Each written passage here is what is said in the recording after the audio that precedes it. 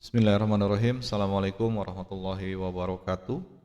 Kita akan melanjutkan sesi kajian dasar logika. Di pertemuan ke-6 ini kita akan berdiskusi mengenai metode deduktif. Jika teman-teman pernah sebelumnya mempelajari tentang metode deduktif, pasti akan selalu bersinggungan dikaitkan dengan salah satu tokoh besar filsafat, yaitu Aristoteles. Sebetulnya jauh sebelum Aristoteles, penggunaan metode deduktif ini sudah banyak digunakan. Sudah pasti dalam proses penyimpulan satu keputusan, proses penyimpulan satu premis, ataupun proses penyimpulan dalam proposisi-proposisi yang lain. Namun karena Aristoteles ini meletakkan hukum-hukum dasar, meletakkan aturan-aturan dalam berpikir deduktif, maka dianggaplah Aristoteles ini sebagai peletak dasar metode deduktif atau penyusun yang sistematis mengenai metode deduktif ini. Kemudian juga metode deduktif ini berkembang sampai dengan abad ke-13 dan abad ke-14, dan sampai hari ini juga masih kita pelajari sebagai salah satu metode dalam proses berpikir ilmiah. Jadi apa yang disebut dengan metode deduktif atau metode berpikir deduktif adalah metode penarikan kesimpulan dari masalah umum ke masalah khusus.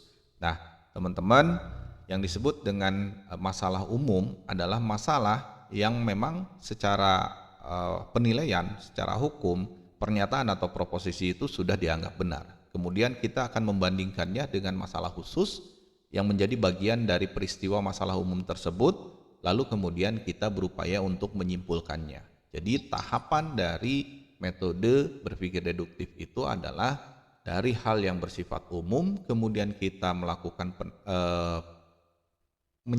menyandingkan dengan bagian yang bersifat khusus, lalu kemudian kita akan menyimpulkannya. Nah, di sana tentu metode deduktif memiliki hukum yang kita sebut dengan hukum deduktif, yang menyatakan bahwa segala yang dipandang benar pada semua peristiwa dalam suatu golongan kategori atau klasifikasi, maka dia berlaku pula sebagai hal yang benar pada peristiwa yang khusus, jika yang khusus itu sebenar-benarnya merupakan bagian jenis dari yang umum. Jadi tidak semua masalah umum, tidak semua pernyataan yang sifatnya umum itu kita bisa benarkan. Karena secara hukum deduktif, sejauh peristiwa itu dipandang benar sebagai satu golongan yang bersifat umum, sehingga dia juga bisa berpengaruh terhadap pernyataan-pernyataan khusus yang menjadi bagian dari pernyataan umum tersebut. Nah, tujuan dari deduktif ini sendiri adalah untuk menemukan penjelasan sebab akibat, mengapa suatu fenomena terjadi atau fenomena apa yang akan terjadi.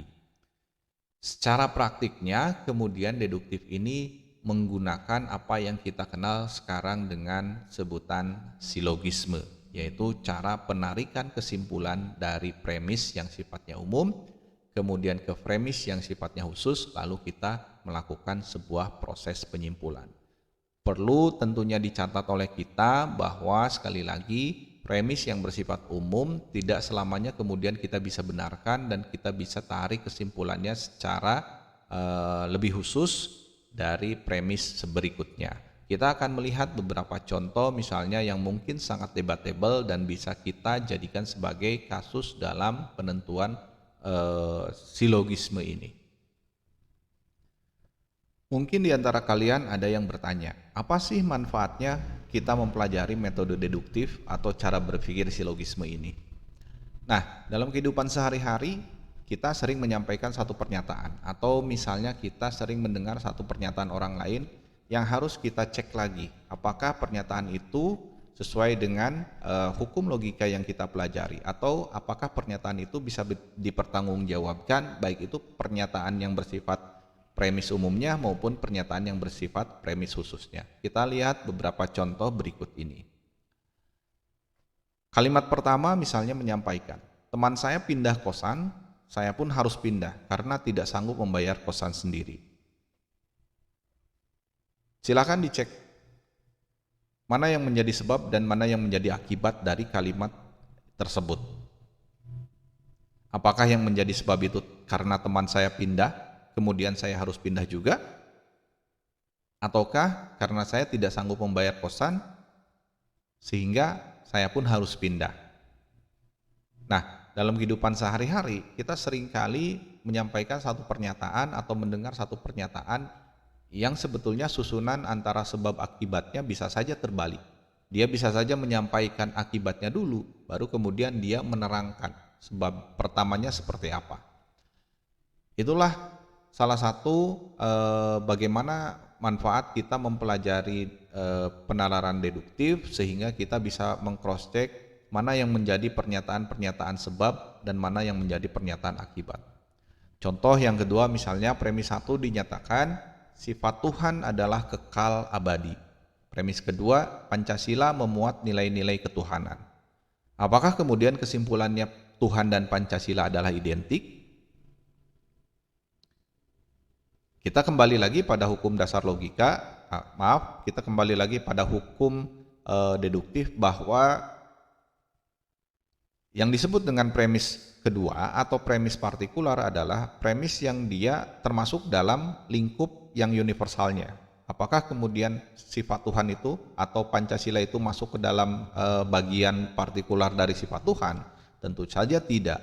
Tapi jika sekilas kita lihat secara bahasa, secara logika deduktif silogisme ini, mungkin saja kita menganggap benar kesimpulan tersebut, padahal kesimpulan tersebut ternyata salah.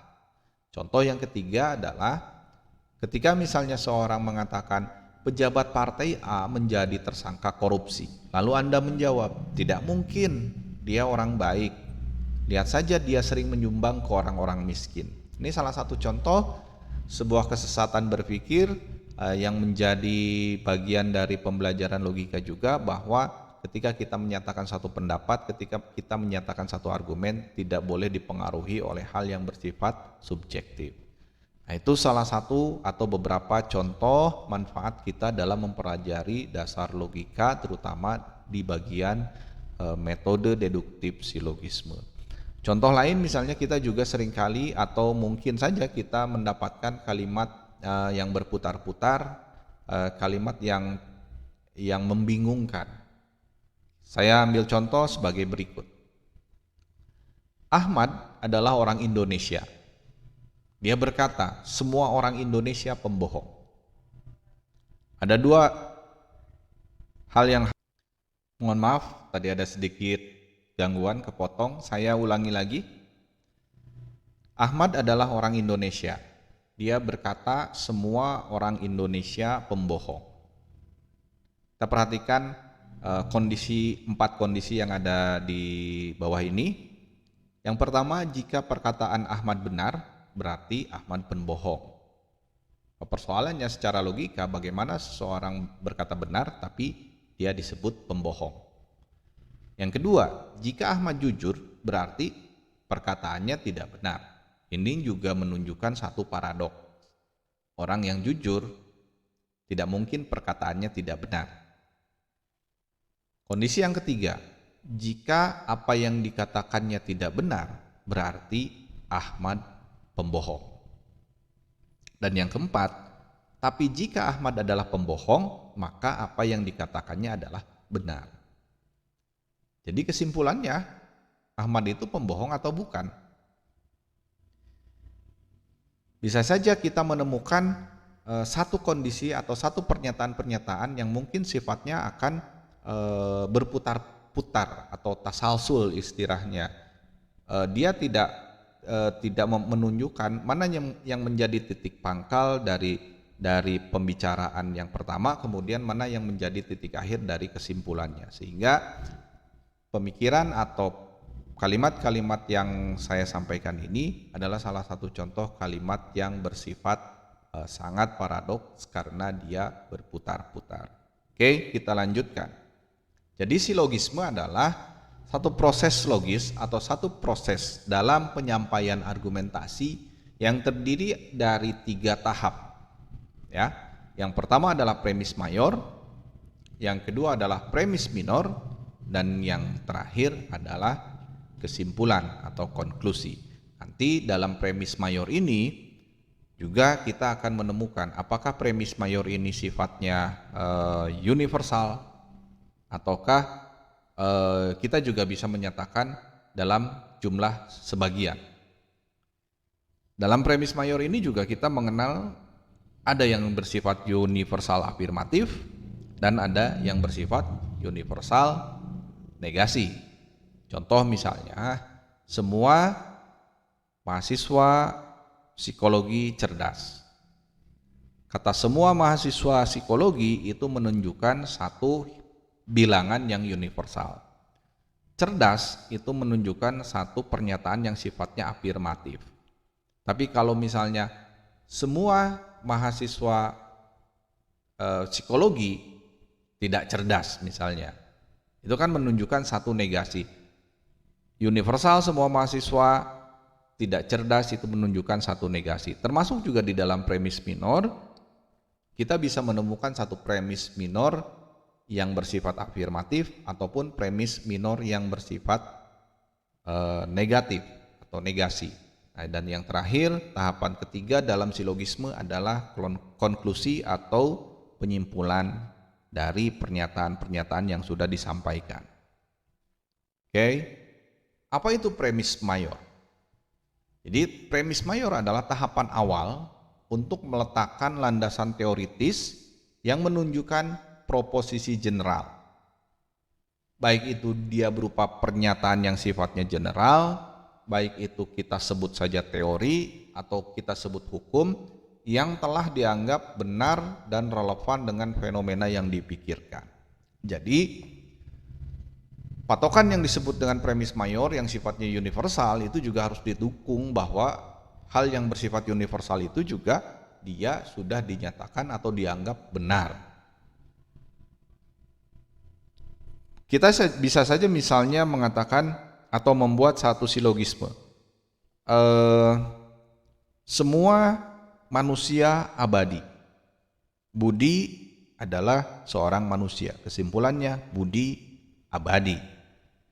Tapi persoalannya adalah apakah pernyataan untuk premis mayor yang sifatnya universal itu sesuatu yang dianggap benar atau salah ketika kita mengatakan bahwa semua manusia itu adalah kekal.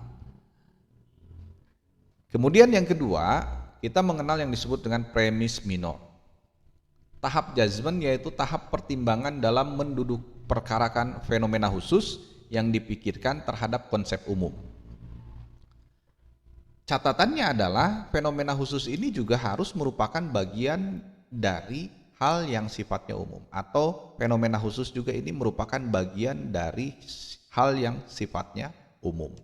Sehingga kita tidak bisa kemudian secara serta-merta membuat satu premis minor tapi tidak berkaitan dengan premis mayor. Nanti kita mengenal yang disebut dengan problem deduktif, baik itu secara material maupun secara form bentuknya. Dan yang terakhir, susunan dari silogisme itu adalah konklusi. Tahap terakhir, tahap penyimpulan, penarikan kesimpulan dari segala unsur sifat yang ada pada premis mayor berlaku pula pada premis minor. Artinya, dalam penalaran silogisme deduktif ini, jika premis mayornya benar, maka kemungkinan besar bahwa premis minornya pun pasti benar sejauh silogisme itu disusun dengan susunan dan tahap serta hukum yang benar. Kita lihat contoh sederhana berikut ini. Kita punya premis mayor. Media massa berpengaruh terhadap perilaku khalayak. Media massa, walaupun kita tidak menyebutkan semua media massa, karena di dalam diri media massa itu sudah menunjukkan satu kondisi universal, bahwa media massa itu sesuatu alat yang mungkin bisa mencakup apapun yang bisa kita sebut sebagai media massa, sehingga kita tidak perlu meletakkan misalnya semua media massa berpengaruh terhadap perilaku khalayak, tapi cukup dengan mengatakan media massa berpengaruh terhadap perilaku khalayak. Kemudian dalam premis minornya kita punya bagian yang sifatnya partikular, yaitu televisi.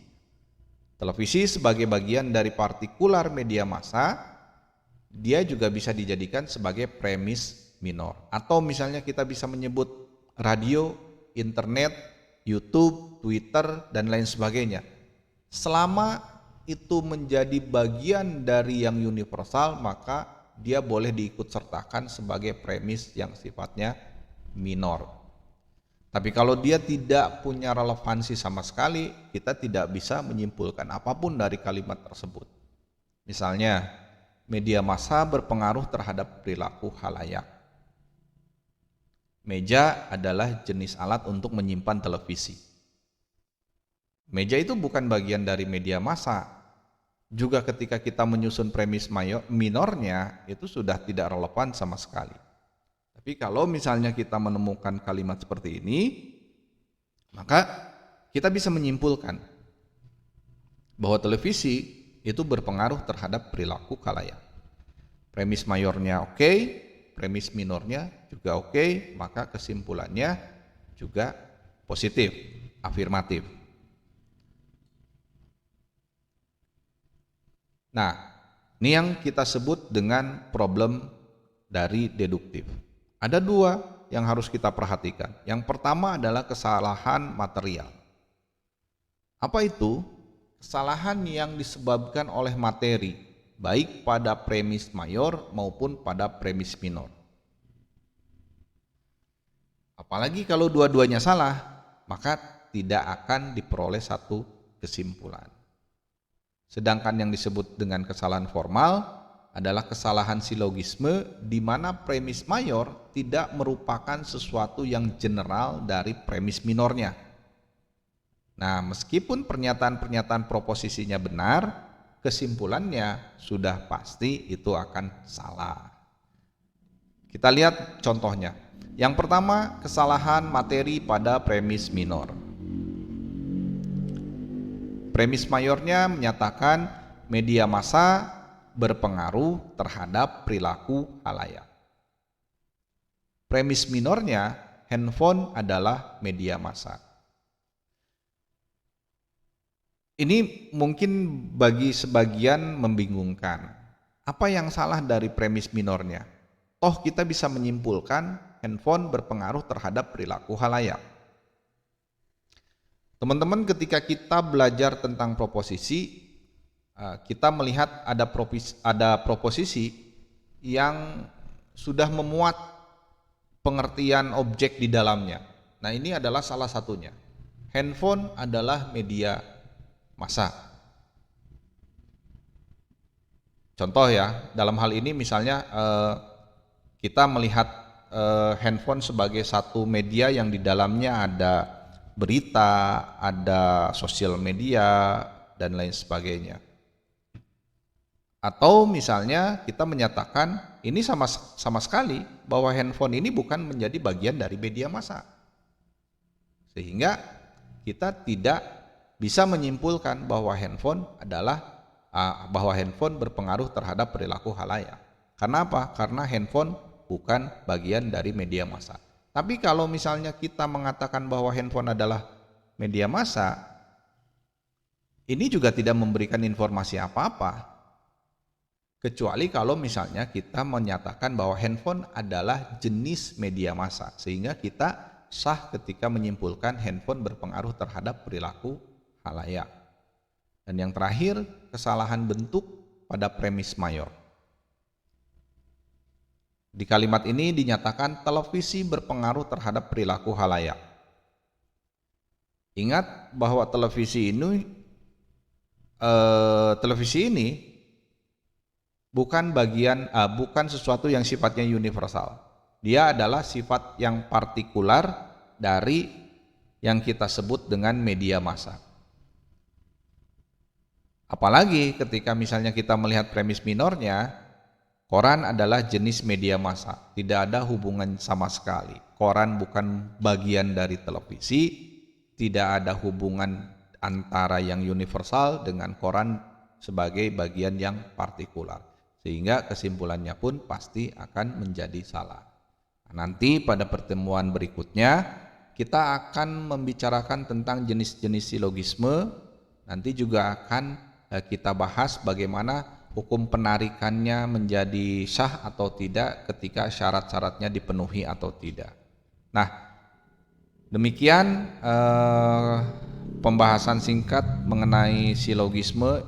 Insya Allah kita akan lanjutkan pada pertemuan berikutnya. Terima kasih. Assalamualaikum warahmatullahi wabarakatuh.